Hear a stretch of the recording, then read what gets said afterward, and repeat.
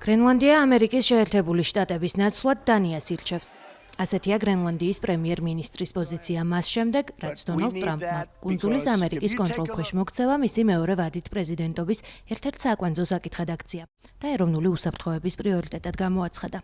თუ არჩევანი შტატებსა და დანიას შორის აქ და ახლა უნდა გავაკეთოთ, ჩვენ დანიას ვირჩევთ, თქვა იენს ფრედერიკ ნილსენმა დანიის პრემიერ-მინისტრთან, მეტე ფრედერიკსენთან ერთად გამართულ პრესკონფერენციაზე. Nu står vi med en geopolitisk krise.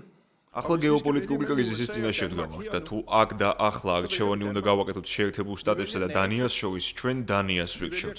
ვირჩევთ ნატოს, ვირჩევთ დანიის სამეფოს, ვირჩევთ ევროკავშირს. ერთი რამ ყველას უნდა ესმოდეს, გრენლანდია არ იქნება შეერთებული შტატების საკუთრება. მას შეერთებული შტატები ვერ მართავს. იგი არ იქნება შეერთებული შტატების ნაწილი. ჩვენ ვირჩევთ გრენლანდიას, რომელიც დანიის სამეფოს ნაწილია. Og som er en del af kongeriget Danmark. დანიის პრემიერ-მინისტრმა კი კიდევ ერთხელ განაცხადა, რომ გრენლანდია არ იყიდება და რომ ამერიკის შეერთებული შტატების პრეზიდენტის რიტორიკა კუნძულთან დაკავშირებით მათთვის სრულიად მიუღებელია. ხვალ გრენლანდია და დანია შეერთებულ შტატებს შეხვდებიან. ჩვენ ერთად მოვდივართ, ერთად ვრჩებით და ერთად ვაგრძელებთ წინსვლას. ჩვენ დიალოგი და თანამშრომლობა გვინდა. კონფლიქტს არ ვეძებთ, მაგრამ ჩვენი გზავნილი ნათელია. გრენლანდია არ იყიდება. ეს თავიდანვე ნათლად ვთქვით. ამ პროცესის დასაწყისიდანვე ამერიკელებს გრენლანდიასთან დაკავშირებით ვეუბნებით, რომ თუ საქმე უსაფრთხოებას ეხება, ბევრად მეტი შეგვიძლია და უნდა გავაკეთოთ. ამას ხვალინდელ შეხვედრაზეც გავიმეორებთ.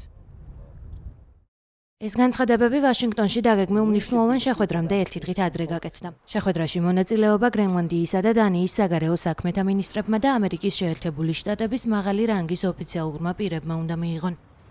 მოკავშირეებს შორის დაძაბულობა შტატების მხრიდან გაძლიერებული რიტორიკის გამო გაიზარდა. პრეზიდენტი დონალდ ტრამპი და მისი ადმინისტრაცია კუნძულის დაუფლებაზე აქტიურად საუბრობენ. თეთრი სახლის სხვადასხვა ვარიანტს, მათ შორის სამხედრო ძალის გამოყენებასაც კი განიხილავს გრენლანდიის დასაუფლებლად. კვირას ტრამპმა კიდევ ერთხელ გაიმეორა, რომ თუ კი გრენლანდიას შტატები არ აიღებს, ამას რუსეთი ან ჩინეთი გააკეთებს. როგორც შეერთებული შტატების პრეზიდენტი ამბობს, უპირატესობას ტერიტორიის შესახებ შეთანხმების დადებას ანიჭებს, თუმცა ამ ან სხვა გზით ნებისმიერ შემთხვევაში გრენლანდია ამერიკის შეერთებული შტატების იქნება.